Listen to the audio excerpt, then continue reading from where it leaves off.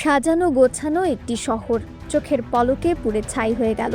বিশাল সাম্রাজ্যে যে যেখানে যে অবস্থায় ছিল সেখানেই পুড়ে পাথর হয়ে গেল। এক নিমিষে ছাইয়ের নিচে চাপা পড়ে গেল একটি সভ্যতা। দর্শক, আজকে আপনাদের জানাতে চলেছি এমন একটি ইতিহাস যা মানব সভ্যতার সবথেকে রহস্যময় এবং ভয়াবহ একটি ঘটনা হিসেবে আজও মানুষের কাছে কৌতূহল রয়েছে।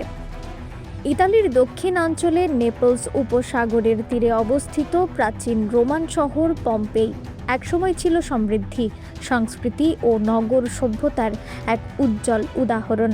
কিন্তু খ্রিস্টাব্দ ৭৯ সালে মাউন্ট ভেসুভিয়াসের ভয়াবহ অগ্ন্যুৎপাত এই প্রাণবন্ত নগরীকে মুহূর্তের মধ্যে ধ্বংসস্তূপে পরিণত করে। ইতিহাসের পাতায় এটি শুধু একটি প্রাকৃতিক দুর্যোগ নয়, বরং মানব অসচেতনতা, প্রকৃতির শক্তি এবং সময়ের নির্মমতার এক জীবন্ত দলিল।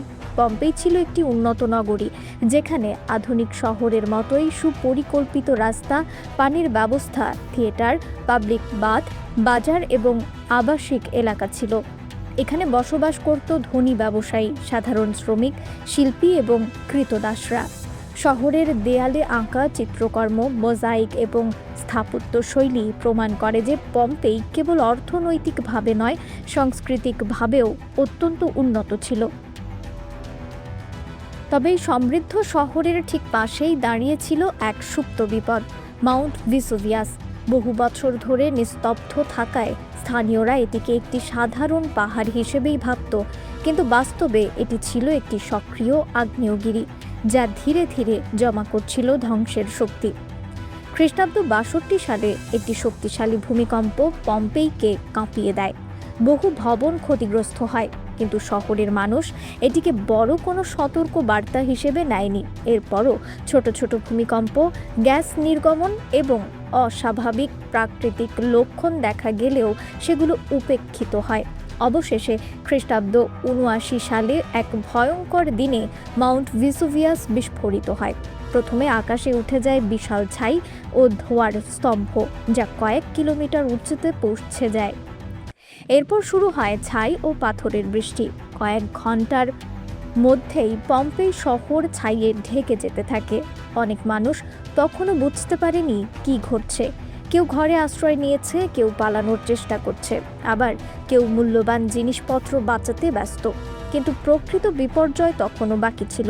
বিস্ফোরণের পরবর্তী ধাপে নেমে আসে পাইরোক্লাস্টিক ফ্লো, অতি উত্তপ্ত গ্যাস, ছাই এবং পাথরের দ্রুত গতির স্রোত, যার তাপমাত্রা ছিল ৩০০ থেকে ৭০০ ডিগ্রি সেলসিয়াস। এই প্রবাহ এত দ্রুত গতির ছিল যে মানুষ পালানোর সুযোগই পায়নি।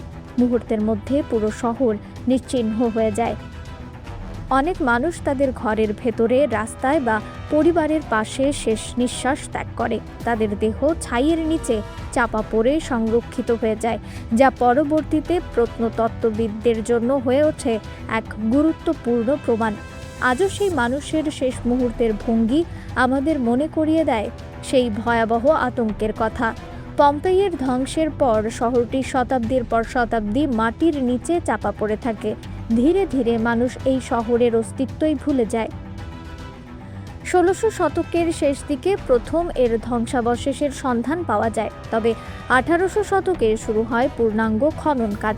খননের মাধ্যমে বেরিয়ে আসে একটি সম্পূর্ণ শহর, যেন সময় থেমে আছে সেই ৭৯ খ্রিস্টাব্দেই। ঘরবাড়ি, আসবাবপত্র, খাবারের পাত্র, এমনকি দেয়ালে লেখা বার্তা পর্যন্ত অক্ষত অবস্থায় পাওয়া যায়। প্রত্নতত্ত্ববিদরা ছাইয়ের মধ্যে তৈরি ফাঁপা স্থানে প্লাস্টার ঢেলে মানুষের দেহের আকৃতি পুনর্গঠন করেন, যা আজ পম্পেই কাস্ট নামে পরিচিত। আধুনিক যুগে পম্পেই হয়ে উঠেছে গবেষণার এক গুরুত্বপূর্ণ ক্ষেত্র। বিজ্ঞানীরা এখানে 3D স্ক্যানিং, ডিএনএ বিশ্লেষণ এবং আগ্নেয়গিরির আচরণ নিয়ে গবেষণা করছেন। এসব গবেষণা ভবিষ্যতে এমন দুর্যোগ মোকাবেলায় গুরুত্বপূর্ণ ভূমিকা রাখছে। আজকের দিনে পম্পেই একটি ইউনেস্কো বিশ্ব ঐতিহ্যবাহী স্থান। প্রতি বছর লাখো পর্যটক এখানে আসে ইতিহাসকে কাছ থেকে দেখার জন্য।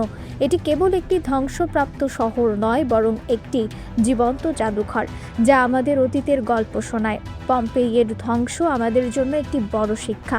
এটি দেখায় মানুষ যতই উন্নত হোক না কেন, প্রকৃতির শক্তির সামনে সে কতটা অসহায়। একই সাথে এটি আমাদের সতর্ক করে দেয় প্রাকৃতিক দুর্যোগকে কখনোই অবহেলা করা উচিত নয়।